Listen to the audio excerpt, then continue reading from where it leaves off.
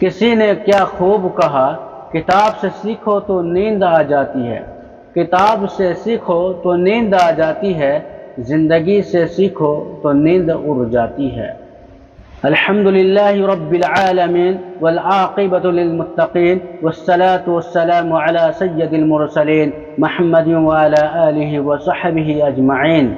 सदक़ल्लाहुल अज़ीम। दोस्तों, आप सबके सामने एक अहम मसले को मैं रखने के लिए जा रहा हूँ। मैं कुछ ही दिनों के बाद हम सब के सामने वो मुहर्रम का महीना आने वाला है, और आप सब भी मुहर्रम का महीना बहुत ही अच्छी तरह से जानते हैं। जो 10वीं मुहर्रम के दिन जो मनाई जाती है, उनके ताल्लुक़ से एक अहम मसला है। किसी ने सवाल किया है, क्या फरमाते हैं उलमा इकराम मसला झेल के बारे में कि आशूरा के दिन ढोल ताशा निशान वगैरह के साथ जुलूस निकालना कैसा है।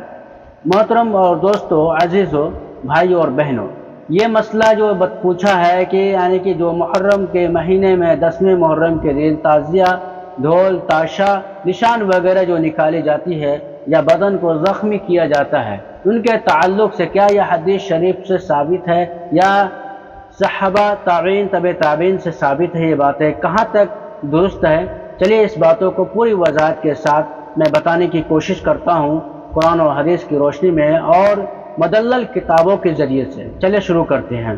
ताज़िया ढोल ताशा और दीगर खराफात मसलन सीना चाक करना, चेहरे पर मारना, बदन को ज़ख्मी करना वगैरह वगैरह, ये सब चीज़ें नाजायज़ और हराम हैं।